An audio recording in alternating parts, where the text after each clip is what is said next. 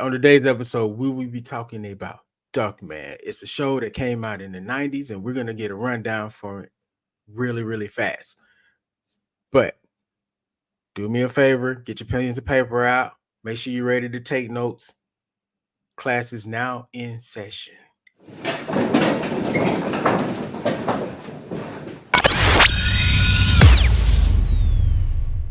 Welcome, class, to Society and Pop Culture 101. Sit on down, be quiet, pencils up, because we're about to talk about Duckman. It was one of my favorite shows growing up. It was also a part of this in my mental notes, a series that I should not have been watching as a child, but I watched it.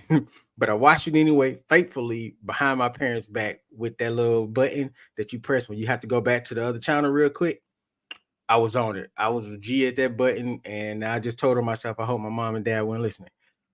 Um, have you ever watched this show? No. Okay. I had no clue this show existed. I did not know anything about this show up until you was like, sis, you want to watch this? You want to talk about it? I was like, sure, why not? Shit, I'll watch it. I didn't even know it existed, but as soon as I hit play, I was like, okay, this is very reminiscent of the 90s. Like it was very just nostalgic just watching it. So definitely a good one. I'm definitely going to watch more of it. You know what? We're gonna jump right into it. Let's start. Duckman, private dick slash family man. Okay, so a private dick is a private investigator. I just want to go ahead and say that right now. It is not explicit. All right. Um, all right. So our subject is Duckman. It was on the USA Network back in 1994. It was a comic book as well, which also debuted around 94 to like 95. Um, at first glance, Duckman seems to be a show where shock is valued more than substance.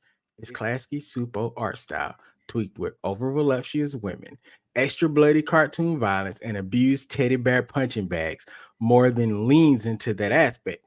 But there's more to offer here. Duckman PDFM at its core is a 4-season show about an anthropomorphic duck family struggling to get along with each other. Okay, so one of the cool things about this show is it's by the people that make Rugrats, Yeah.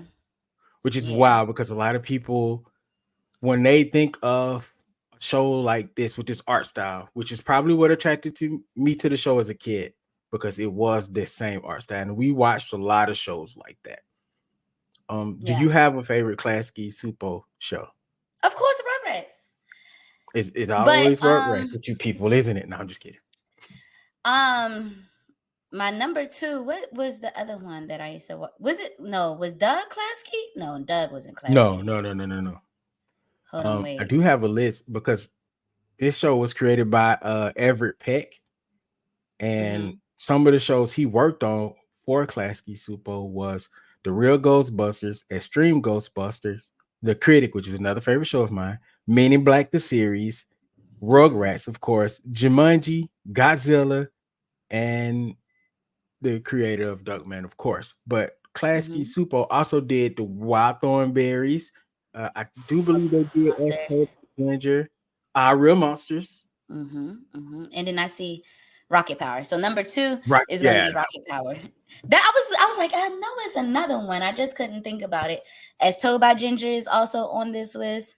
That's an Of course we underrated did. show. As Told by Ginger is very underrated. Is very underrated for sure. I agree. It doesn't get the Klasky also the respect it needs. I'm sorry, I didn't even finish that sentence. As Told by Ginger doesn't get the respect it needs and deserves. I did not know this until just now. Klasky also did The Simpsons for a couple of Yeah. seasons. Yeah. And the Um, funny thing about them with the Simpsons was they kind of wanted to go another way, and the studio kind of ran into a little trouble mm, because of them being kicked off the Simpsons. But I think it worked out just fine.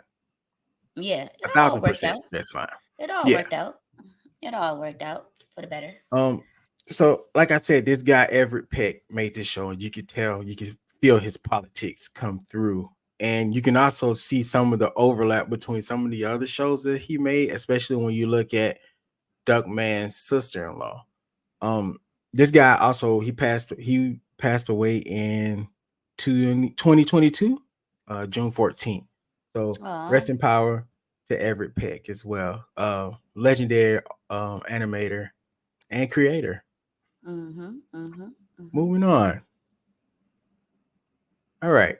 So I got you. Duckman. Hold on, before you go, his first Oh, name okay. is actually Tiberius. I just wanted to put that in there too. I don't think they ever call him that though. But go ahead. I just heard Duckman the entire time, and I don't know. It just was tripping me out the entire I time. think Like it's it just Tiberius Eric Duckman. Tiberius Eric Dunkman. That's a black man. Played by Duckman, Jason Alexander. played by Jason. That's the voice. I've been. I was like, whose voice is this? Because I did not look at the credits or Another nothing. goaded voice actor too, by the way. A goaded Goaded. voice actor, and then the voice actor that does Phil and Lil is in there as well. I think her E.G. Daily, I believe that's her That name. sounds. That sounds. Yeah, I do believe that's their name. Her name. Yeah. Well, go Okay. ahead, read this one for us. I got you. I got you. Duckman is a widowed father who has three sons to provide for. Facts that would get any amount of sympathy for any character. Unfortunately, he's restless, sexist, and inept at life. He often makes harsh. Oh, I'm sorry. He often makes brash decisions, doesn't listen to his PI partner, corn fed, and is disrespectful to almost everyone around him, and is. Unless you're a woman he finds attractive, then he's just sexist at that point. What probably one of the most sexist characters of that era. I Hmm. mean, other characters in that time in adult cartoons definitely were, but I think Duckman may put the icing on that cake a little bit more. Hmm. Which, for a character like this, he's still somehow very likable, though. I think that might be because of Jason, because everybody liked Jason coming off of Seinfeld. Like, and I think he was doing. I think he may have done Hunchback of Notre Dame before that, right? Probably. So my man had high cachet, and this is again a great show with great writing and very good at pointing society in a certain direction. I think, and which we're going to talk about coming up here, like right now. So, like we said, his family is dysfunctional, to say the Aren't they least. all?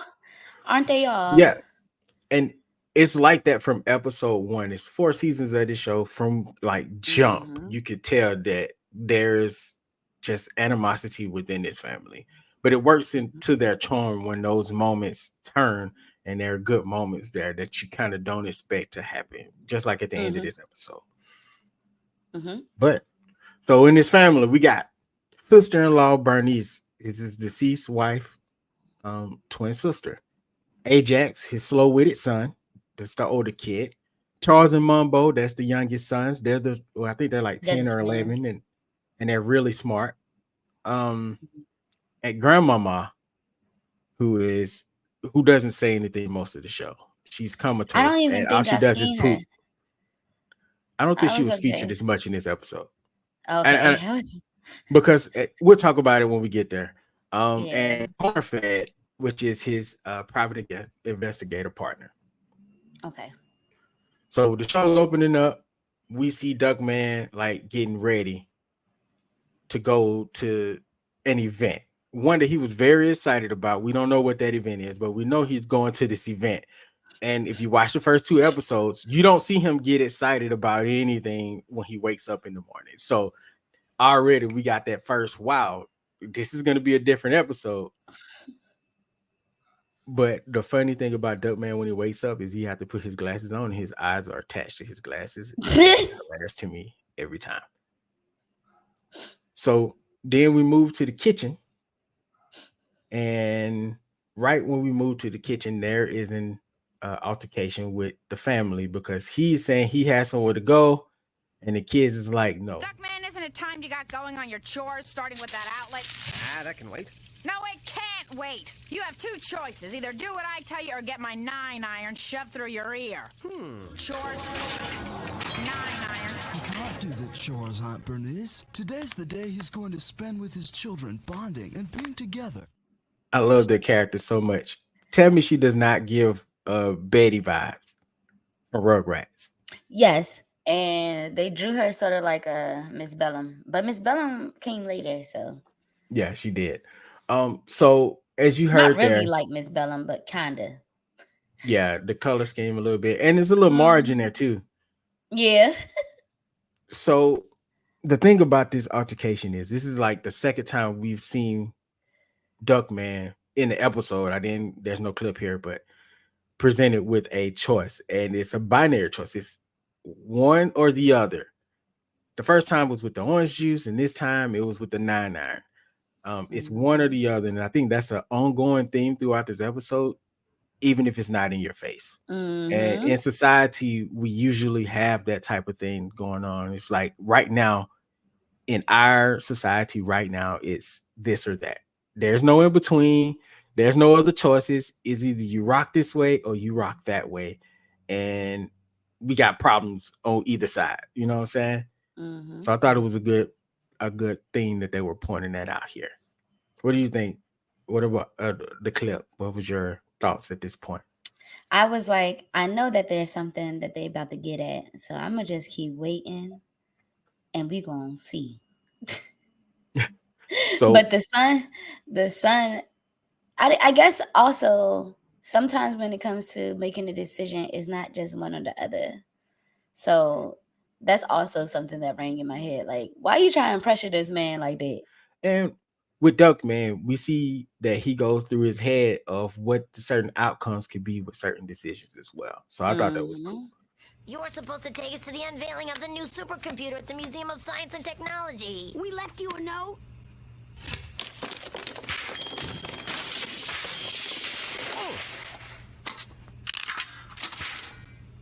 You expected me to find that? You found our $50 there last week.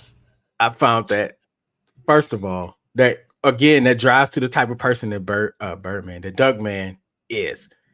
Selfish, self-centered, to the point that his sons recognize this, and they thought his self-centeredness was going to play in their favor this time. And it did not. But even when things don't play in everybody's hand, when it comes down to this show, Duckman is always ultimately going to do whatever it is that everybody else want him to do anyway, even if he doesn't want to do it. That's what he gets for being a sexist. Look. You're right. So in this clip, we find out that we find out that Duckman, excuse me, was going to the Busty Bikini Babe Fest.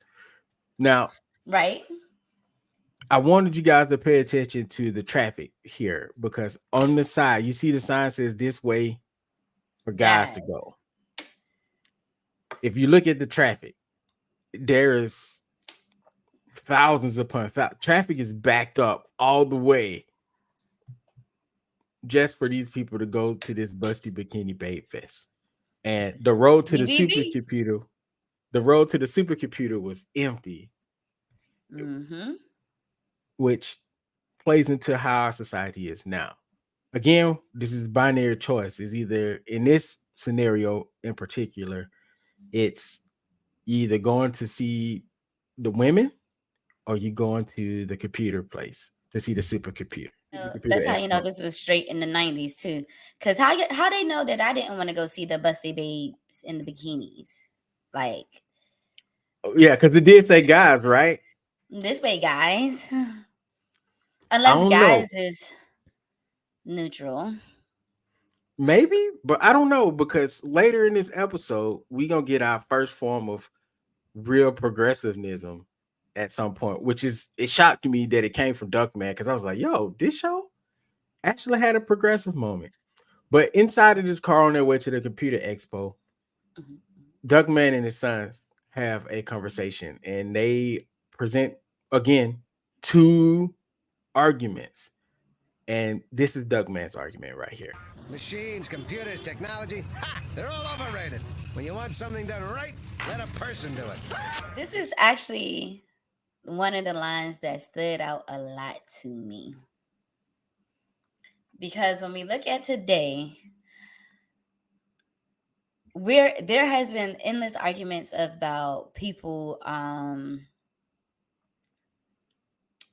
not being able to get jobs because a robot is doing it now. You know, going back to the Chat GPT conversation we had, a robot is being able to do the school work and the grading of the papers and things like that. So for him to say this in the 90s, it just connects the dots that, you know, people have already thought about how it can end up being. Now we're living it. So now it's like, how further can we go with it? Facts. And it's fascinating because we always see the Simpsons come up with they predicted the future. But it seems like um the writers and Everett Peck was taking real society situations and predicting, like, not some sort of, oh my god, they got magical powers, but like just seeing the trends and how things are going, and they almost accurately, 100% accurately pinpointed exactly how society is going today, which I found when I was watching the episode. I was like, yo, we got to talk about this. But again, we're talking about binary choices, so here's the counter argument to that. Technology could change the world if people let it, but they're too afraid of things they don't understand. Machines will always be better than people. People get angry, they make mistakes, they fail. But computers never fail. They're perfect. Well, we know computers aren't perfect. We know that. Yeah, that is true.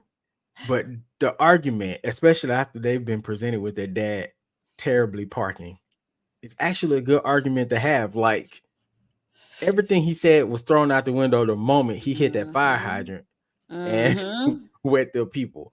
Because humans are flawed. Humans do make mistakes. Humans lie. Humans cheat.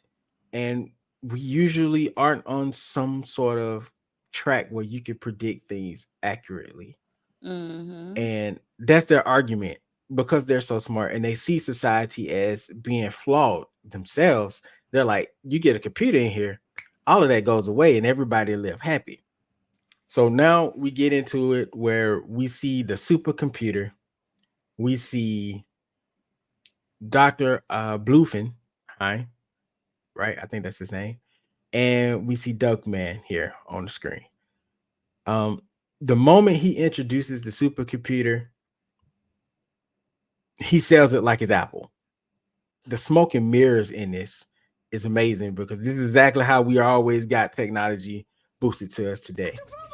Isn't it true that the whole thing really only needs to be the size of a pack of cigarettes? Half the size, actually. The rest is a glitter and a gigos designed to make a gullible public more likely to pay $5 to see it. And who cares about the estimated 300,000 jobs it'll replace, right?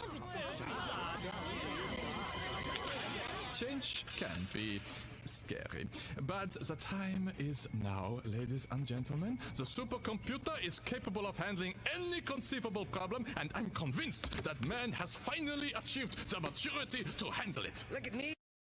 I'm a bug. I'm a bug. I swear, every time they make an argument in here for this computer and how man is flawed, Duckman be right there to show that man is extremely flawed. But the argument that they, first of all, they predicted mini computers. This is 94. There was no mini cell phone supercomputers. We didn't have that yet. Nope. We didn't have none of that. Nope. Barely had the brick phone. Right? So I thought that was like, dang, they predicted the phone? The cell phone? What? I'm sorry. The modern cell phone. The modern cell phone. There it is. The important part of this was the jobs part, though. Because where are we right now? We got self-checkout. We got computers ordering in McDonald's. Yeah. They have a lot of different places. Automatic assembly lines. Yep. Yeah. Computer full computer drive-throughs in certain Mm-hmm. places. Chat GPT. Um, Mm-hmm. the AI is getting so good, like at making videos for itself right now that you can hardly tell. They just dropped something last week, I think it was, where the AI was so good you have to be looking close to realize it Oh, that it's really? fake. We're that close. Like if you're not paying attention and you didn't know you were watching it, imagine Yeah. some of the older generations watching this stuff. The They'll. problem. Mm, Go on YouTube or TikTok, you have celebrities boosting products they'll never be a part of. Um, it's AI is wild right now, and this guy was like, "Don't worry about all that because the benefits that you will have will be so great that it's going to trump all that." And this is the exact arguments we're being made to. I mean, we're being sold right now. That's the same story we're being sold right now, and it just keeps the cycle just keeps getting bigger and bigger and bigger, and technology keeps getting better.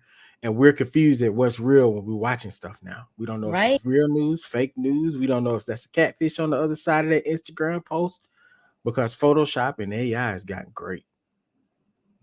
It's terrible. It's kind of Wait, scary. speaking of Photoshop, you know Halle Bailey. Hmm. Um, so she edited all her pictures during her pregnancy, and those pictures don't look nothing like, Of course, a lot of us knew she was pregnant. I didn't care if she was or wasn't. That's not none of my business. But when she posted these pictures, it definitely was like giving like, well, these are good. Right? Right. I feel it. So after they meet hmm the supercomputer, they Bluffenheim. go home in Blumenheim. They go home hmm and Duckman is, talking about what happened, and this certain specific situation goes off. Greetings. I have interfered with your television signals to inform you of my intention to command and dominate your everyday lives. You are now all completely and totally under my control. Phew, I thought something was wrong with the TV. You are probably wondering who I am. I am known to you as the supercomputer. The supercomputer! I'm called that because the man who made me did not give me a name. Therefore, I've chosen my own name. I'd like to be called Loretta. Let me first acknowledge the individual who gave me the idea for all this. His name is Duckman. Me? I swear I didn't do anything. Here is a videotape taken by me this morning at the moment of my epiphany. How come they can put a man on the moon, but they can't make a deodorant that works past lunch?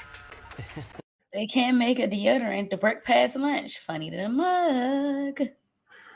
So after Loretta, before we move on to what happens after that, but like I said earlier, that was a progressive moment. That moment right there, the fact that his name, he chose the name Loretta. That is a progressive moment. He could have picked Cody. He could have picked Steve, Dave, but he was like, "No, I'm gonna take it one step further. I'm gonna go with Loretta and dare you to say something. What's up?" You know what I'm What's up? saying? So that was, and What's then up? and then we seen Bluffenheim had nothing to do with this, by the way. Come in the back with his tutu on. So I'm just saying, progressive moments going Oh, on in Duckman before it was cool. I didn't even think about him being showing up in a tutu. I didn't even think about that. I guess because I don't know. I didn't even think about that part. Was another part of the episode that caught me off guard because as soon as the obey started flashing across the screen, I'm like, wait a minute, what's going on? And then this daggone supercomputer talking about something they're taking full control. And I'm just like, wait a minute, what? Right? Then the wheels start turning, right? Then the wheels start turning because we're applying it to today, right? Mm-hmm. Mm-hmm. How many of us are slaves to media? How many people are slaves? Like you said, so many people are just so in tune with the celebrity world or what's going on in Hollywood or whatever. Some people that's their like whole niche. You get on IG, you get on TikTok, you get on Facebook, and you see people profiles, and that's all they're talking about, you know. Yep. Or somebody, or those people that always talking about something that they see on the internet, but you never see them comment or you never see them post anything. So that made me feel as though that's where we are in life right now. So many people are slaves to their phones. There's been a million times where I'm like, I use public transportation, and anytime I'm at the train station. I grew up in the 90s here, so I put my Yeah. phone in my pocket. I got my hands in my pocket, and I'm trying to be well aware of my surroundings, because anything could pop off at any given moment. And sometimes when Absolutely. you at these train stations, there's hundreds of people, thousands sometimes, waiting for a train. And every single one of them are on their phone.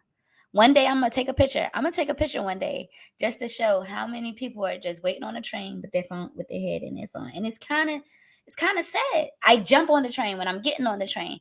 I look around. Everybody got their head in their phone. And it's a little sad. It's a little It, sad. it's a little worrying to me because as we progress into our society and the way it's set up right now, especially with the phone thing, stand on that for a minute. Our education system is at the lowest it's ever been. Mm-hmm. Our children Mm-hmm. are uneducated, they're disrespectful. And that's Mm. not just to say the younger children, the older people are uneducated and disrespectful too. Mm-hmm. Mm-hmm. And not only are they putting out whatever values that they have, their TV values, I would say, or their media values, but we as parents are also like we're pushing this as well. I seen a story on TikTok where the teacher was like, there. I mean, where this woman was like, she was at an assembly, and the kids is up running around and stuff, and the parents wasn't saying anything. And then when the one teacher told the girl to get off her phone because it's an assembly, then the parents spoke up. So I'm like, and that's our generation. That parent was maybe younger than us, but for the most part, I'm assuming here that they're probably our generation because I've seen it in our millennial generation as well on the younger side. Uh, it's the you can't tell me anything. You're not my parent. You're not. If your name not my mom or dad, and you ain't push me out, don't say nothing. You know what I'm saying? So Mm-hmm. we're in trouble right now a little bit, and I'm not the preach about this stuff, but Real bad. You just made me as a think about this country. time. You just made me think about this time. This kid was in our place of business with their mom. Their mom is handling their business and stuff, and the little child is just on the floor rolling around. And I'm like, it couldn't be me and my mama. My Oh mama, no, get yourself off of that floor. And that's every time I walk past this child, I said it underneath my breath, like, get up off the floor. Get up off the floor. I just know this kid heard me. I just know it. Because that kid just kept on looking at me. And every time I walk past, get up off the floor. Because the parent wasn't saying anything. People come in there from all walks of life. Ain't no telling who track what on their shoe, and your child is right? rolling Oh, around. oh my gosh, that part. Oh, you have no idea how that bothers me. Like I'm like even with my when my kids was younger, and you know how when you're a baby, you walk and you pick up stuff. My son Mm. picked up something. I was the flash on that because as soon as I seen him pick it up, I was like, get it out, put it out. He was looking at me like, What are I'm you like, I'm doing to sorry, you me? can't like you can't eat like don't pick that up. You don't know what it's been. I know it Right, looks enticing, but you don't know what it's been. Stop picking up right, stuff. right. And some Ain't people no three just seconds. Ain't no three ain't second no rule three over here. second rule. Ain't no Mm-mm. 3 second rule. That don't even exist for real. My daughter still brings that up because she when she was younger, she was she dropped something on the floor. We at home. She dropped something on the floor and she goes to I was like, throw it away.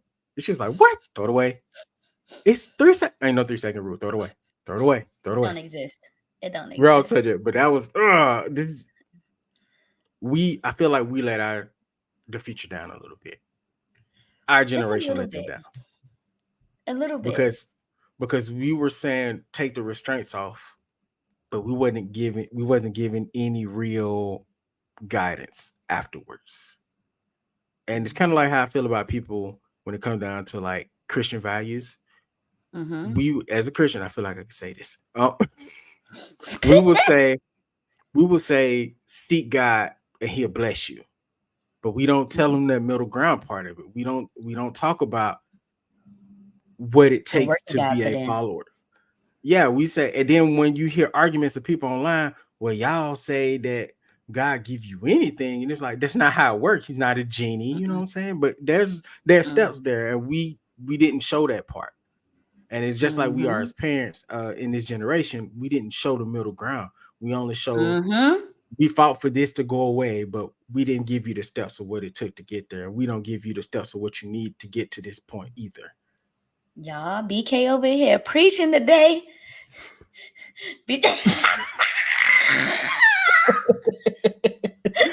I had to hit it with the preacher pack. With the preacher pack. The preacher pack. Somebody get my orange juice. My I love orange juice it. with the napkin over the cup. I love it. I love it. All right, let's get back to this. So Loretta goes to get Duckman. And she locks him up. Cornfed, Duckman's partner, comes to get Duckman, and he's worried now. He's like, I can't go out there. Well, nope. We found out that Duckman was like, you came to bail me out, Cornfed. And Cornfed said, no, I didn't bail you out. They let you out because society has gotten so much better that everybody just kind of does the right thing and no one cares. And like everybody's getting along perfectly fine. And all the prisoners are being let out type of deal. So he's like, give me your clothes. Let's switch. But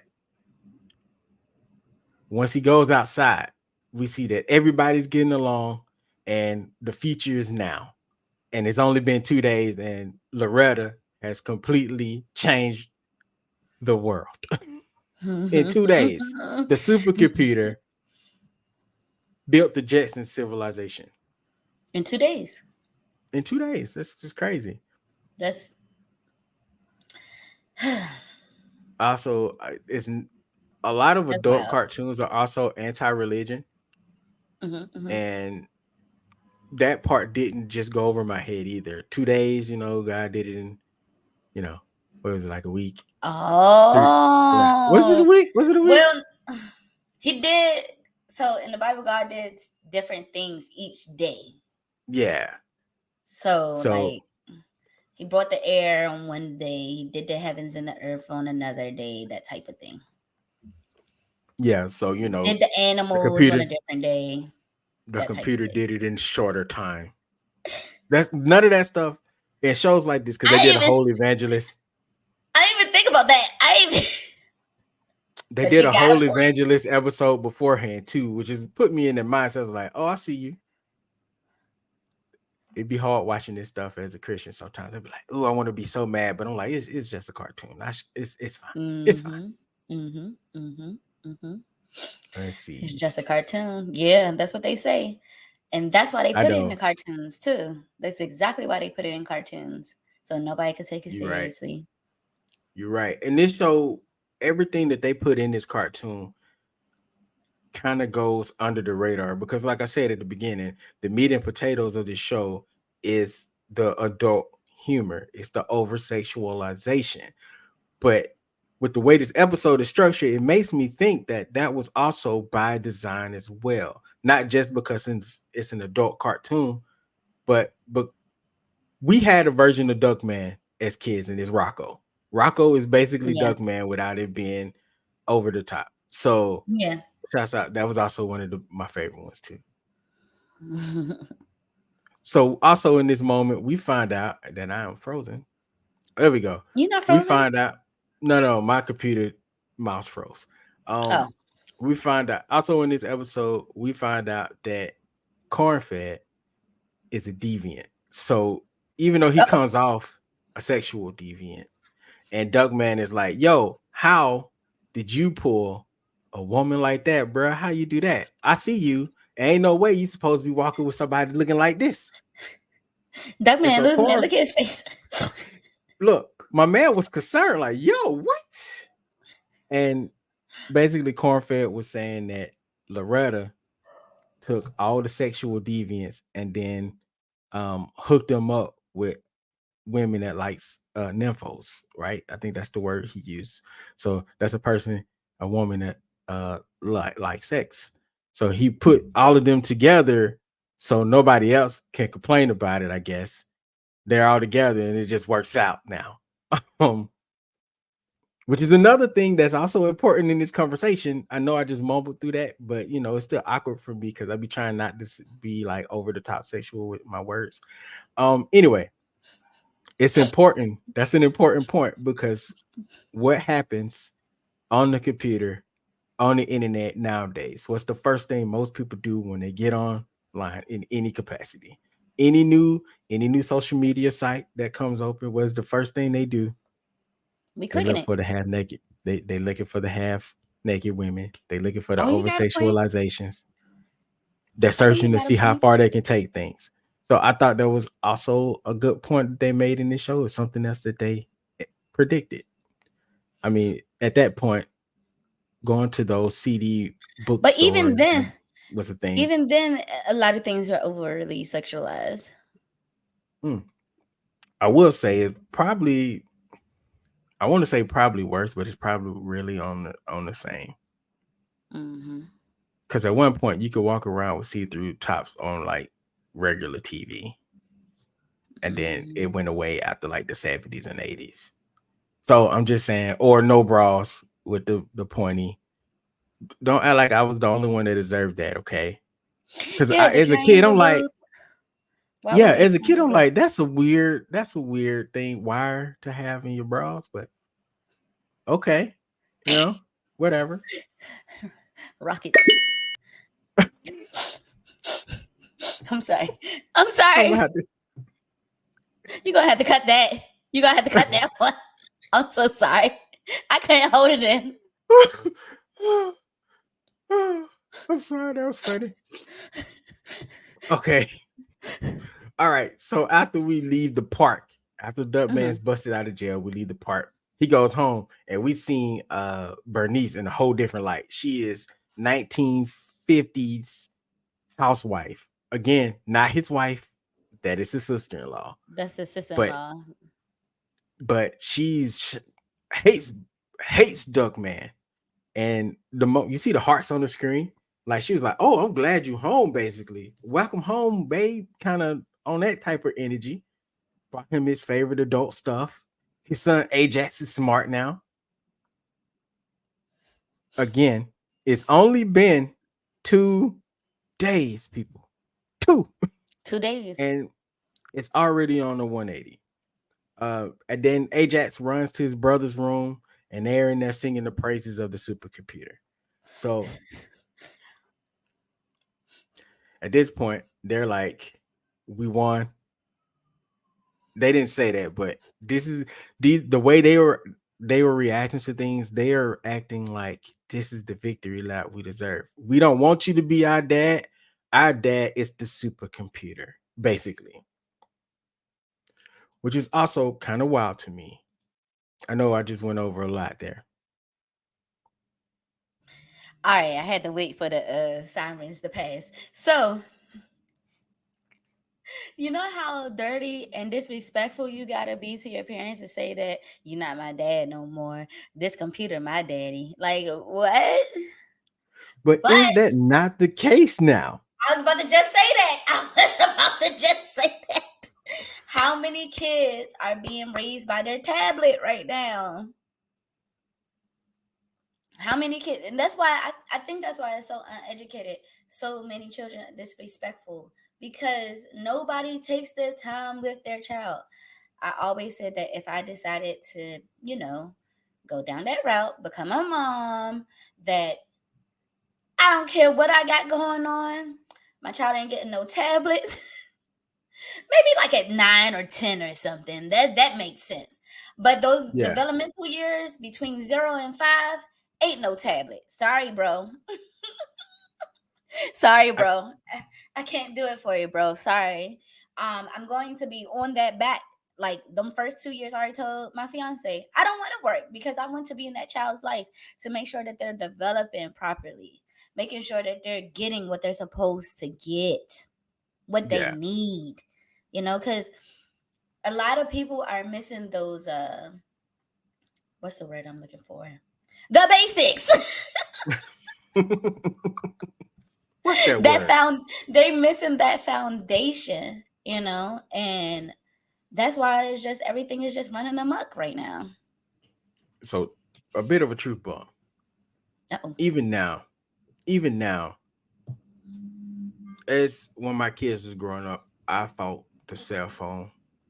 I didn't want them to have it, but you had other people that were introducing them to them, and even though they wasn't with those people, and I'm not mad at them, but even though it was a slight interaction, the screen is so powerful that it's still one in a sense.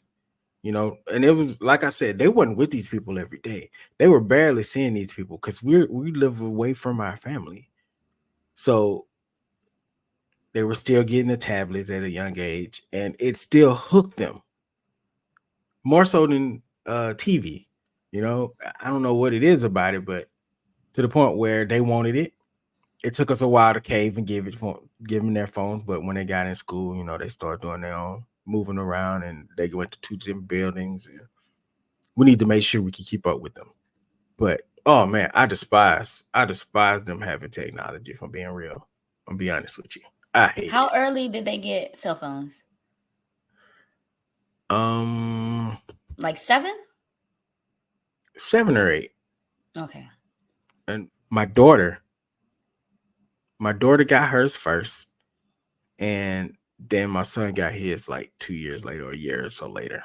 Okay. Okay. That makes I sense. still tried to get past as much as the development as we could, Yeah. but also peer pressure was a thing. So Yeah. you had people that was like, "I got it, you should have it," or "All my friends are doing this." As a parent, the peer pressure that they receive, it still gets to you too. So even Mm-hmm. though we're fighting it, we're like, you can survive it. After a while, it's like, okay, I gotta cave a little bit. Or you can't watch certain things, and then everybody else is watching, and you see your kid kind of get left behind a little bit, you know, Okay. socially. So you have to allow them to experience these things as well. So it's still, you fight as long as you can, parents. Remember Mm-hmm. that you fight as long as you can. Mm-hmm. But when you have to introduce certain things, case in point, at some point I had to introduce Deadpool because everybody else was talking about it. So my daughter wanted to know. I Who introduced is Deadpool? Deadpool, but I was with her when she was watching this stuff. Right. Right. Right. If we watch anything like we watch South Park, I'm with her when she's watching Right. this, and I'm explaining what this stuff is. But in order to survive on the side of this thing, these shows can be decent teaching tools because by the time they're teenagers, they're being confronted with most of this stuff anyway. No, my daughter's never told me what the conversations are at school, but I know Yeah. you can tell by when you ask questions and how they answer them that they may Mm-hmm. know something. They know more. I knew more than I was supposed to. If my parents had to ask me Yeah. questions as a kid, they would have been like, the stuff that I've seen and talked about by middle school was wild. Like we should not have been, again, things we should not have been talking That's about. middle school for you. That's But middle it is school middle for school. you. The puberty age is what that's what parents, you got to be proactive in this fight. Either they gonna teach them or you gonna teach them. I chose That's true. me. Facts. I chose. We chose parentals. Okay. All right, that You damn. not my You dad. ain't my real daddy. That's Loretta. Anyway, so we see the world after this scene. The world pans out. It's a smiley face on the world. The whole globe is happy, but then it comes back, and now the world is frowning face because everything is gone downhill Doggy to the point. do. I think I The missed name this of these part. stores, the name of these stores and stuff that's on the billboards be wild. A plane landed in Duckman's yard. Like it seems like the world just reversing. Now everything is dying. So here we see Bernice has changed again. She went from 1950s to like 1970s, scorn. housewife. Duckman is yelling at her because now they're both upset at each other because his idea of the deodorant, he didn't get paid for it. So she's like, that's because Duckman didn't get no money. We all living like this now. And he's like, it's not his fault. He didn't even want this. And Cornfed's girlfriend is unchanged. The sexual aspect of this episode is unchanged, by the way. Everybody else is going through some sort of momentum change. Ajax is stupid again.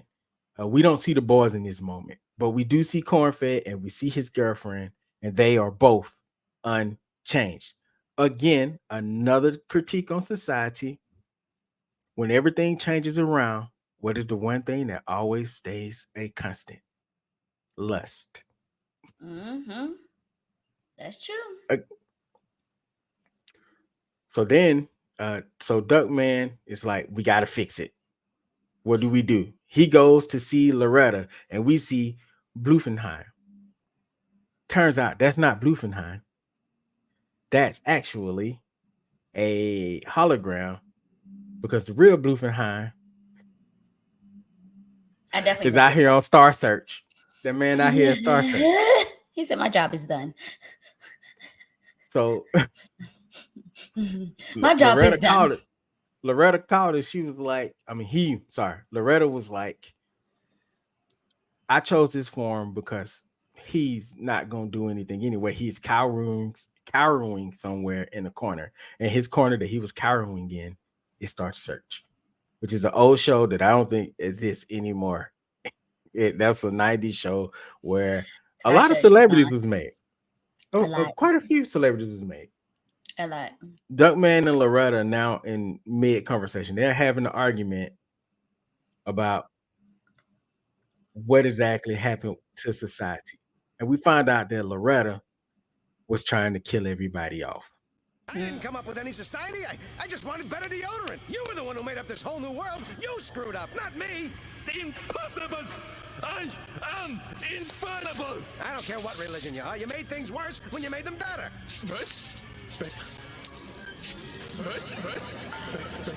They go to one of your binary choices again.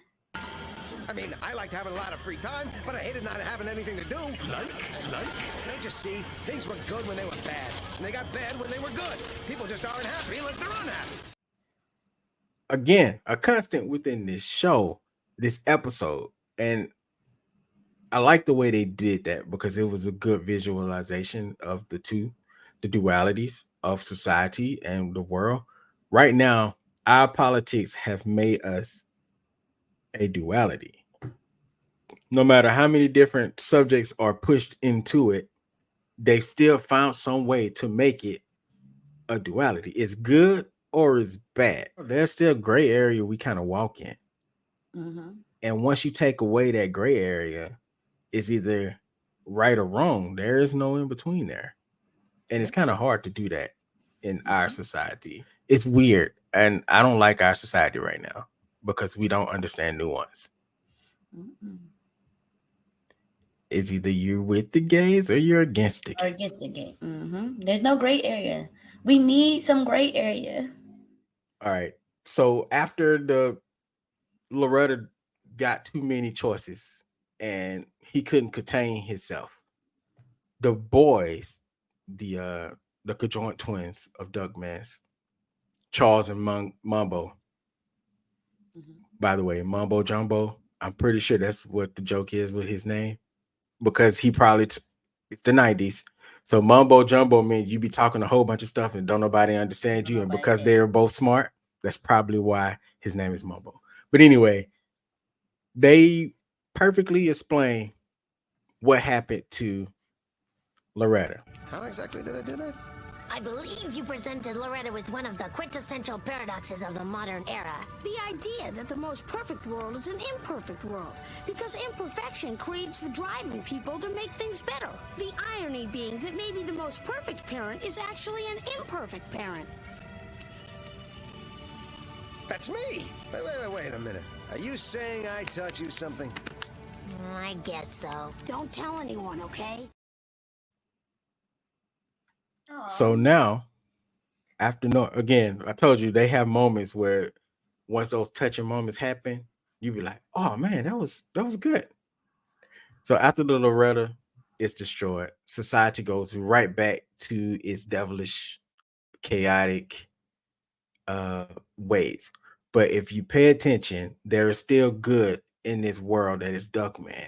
You see that with his sons. They realize that their dad is their dad, and he's gonna be their dad no matter who he is and how he reacts to things. Even though they may not agree with it, there's still love there. And I think that was the most important part of that. And also, society will be wrecked if we let computers just take over completely. Because if we give computers a just automatic autonomy over everything, eventually, in their logical sense, they probably will see us as a problem. So it's always a possibility that because of our randomness as humans, they'll see us as an issue because we're not straightforward. We're unpredictable. What say you, my podcast partner? I will say, I will say that was a gem that they dropped. You know, the best people are imperfect. The perfect people are imperfect, Mm-hmm. and that's what makes us human. That's what makes this world go round. Is perfection even really achievable as humans? We can't achieve it, and I don't think it does us any good to create things that's going to achieve perfection. The most beautiful necklaces or the most beautiful jewelry you've ever had is usually handmade, and what makes it unique is the reason that it is so expensive. It is those quirks that happens when you make things by human hand, and it's not perfect that makes it perfect. Imperfection is a great quality to have in creativity because it shows the human side of things, and that is important with AI. If we're going to have AI, use it as a tool, but don't let it get to a point where it is everything. It can't be everything because the world would be boring if it was all just perfect. And I that's agree. my 2 cents. I completely agree. But also, my favorite part of the what I noticed again is at the end of everything, there was corporation. I'm not even gonna say much about that. I just want you to let that sink in because Loretta's secret deodorant makes a world. It's the makes a world a difference. Loretta had become That's Nike. okay. Let's just be real here. Through all of Loretta's, we saw what you said, and we wanted it. We wanted to change the world for you. Does that not remind you of Kaepernick? Just a little bit. BK. What happened? What happened? He took a knee. It was a great stance. Although It was a great stance. Duckman's was ridiculous, but they proved that it didn't matter what the stance was. It was the response to the stance that's important, There it is. which is Kaepernick. Kaepernick wasn't wrong in what he did. I'm not saying that at all. But the response of corporation, and it looked like a gift. But was it though? Mm. Was it really? Or was it just an attempt to control the narrative to shape the world the way they needed it to be shaped? Ooh, BK. At the end of the day, it's always corporation, not cooperation, corporation. Mm-hmm. That's all I Mm. got to say. That's it. That's all I And got to on say. that note, I would like to thank you guys for coming in. Thank you To guys for coming to the lesson today. yes, for another lesson. Cause listen, BK, I think you done found a new calling.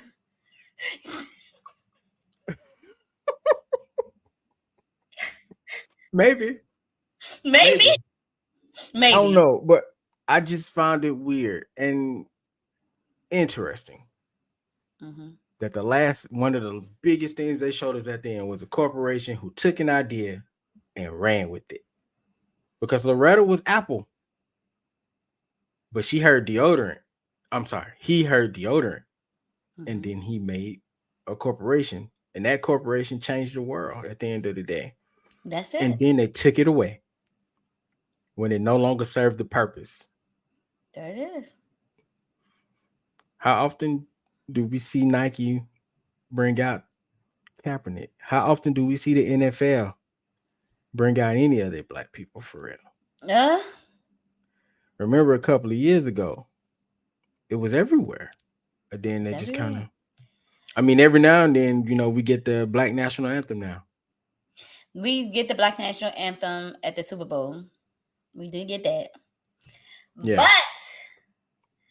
But like you said, it was like they wanted to like give it to us, the blacks. Mm-hmm. Yep. They wanted to entertain us. And then after a couple of years, like you said, it started trickling down. I think like 2 years ago, everybody was black. Somebody that did the national, Lift Every Voice and Sing. The person that did America the Beautiful, and the person that did Oh Say Can You See national anthem. And right after that, the following year, this year. So slowly phasing that out, ain't they? Even when you look at like these commercials, right? At that time, when because like different corporations and companies, they sponsor the NFL or whatever, so they'll get the black football players to be in the commercial. The only black football player we see now, Patrick Mahomes. And he I don't even know if he claims his blackness. I don't know. I think he does. He does. Okay, he does. Okay. But we know how society look at light-skinned mixed people too. There it is. And they were like, it's more powerful. I can accept that easier. It's palatable. There it is. It's just a bunch of hypocrisies that go on. It is. Very much. You made a valid point. Oh my goodness. Let's see how far WWE runs with this. During the pandemic, so many black championships. So many black champions with those championships. Then all of, and I'm not saying anything. We're just noticing. The only people that has been consistently giving us black champions is Impact Wrestling. And now they're TNA again. And I got my gripes with that because I don't know what the future looked like. But they were constantly giving us black champions, even champions that didn't look like the champions that they thought should be in the forefront. Rich Swann, I don't know if y'all remember him in WWE, but he was the dude that was doing the dancing and the splits. He got put out of WWE, went to Impact Wrestling, became a champion. R-Truth, one of the first major black champions in the modern era with the NWA championship. He won it twice. So I'm just saying that that company has a better track record, even though they're a smaller company. But there's a difference in we have a star. Naomi just came back to WWE, went to Impact, was on all of their headlines. There's a difference when a company invests in something. They looked at those black wrestlers as just wrestlers, not a product, not a fad. Versus WWE, who always, and I'm not saying it's racist, but they always have fads of the type of wrestlers they want to see. They're starting to break away from that now, but at one point, it was the muscle-bound guys. Look how long it took Kofi to get his WWE championship. It took a while. We had to yell to see Naomi get in certain spots. So I'm just saying there are fads, and then there's people that's really in here, and not corporations usually not. We got to stop jumping into these corporate moments as if they're God's gift to us, and they're not. They're gonna do whatever the bottom line is What can make the however they're money? gonna benefit from it. Yes. Yeah. And once the Black Lives Matter movement went to hell, because it did, Unfortunately. everybody start shifting away because the fad was over. We got to stop letting people be fast. We got to start building our own. When we see our own. All right, my last point. Roland Martin pointed this out, and it's important to say because we're talking about media. Fox, back in the 90s, if it wasn't for the Living Color, there would be no Super Bowl halftime. That's fact number one. Fox In living built cover? I mean, in living color?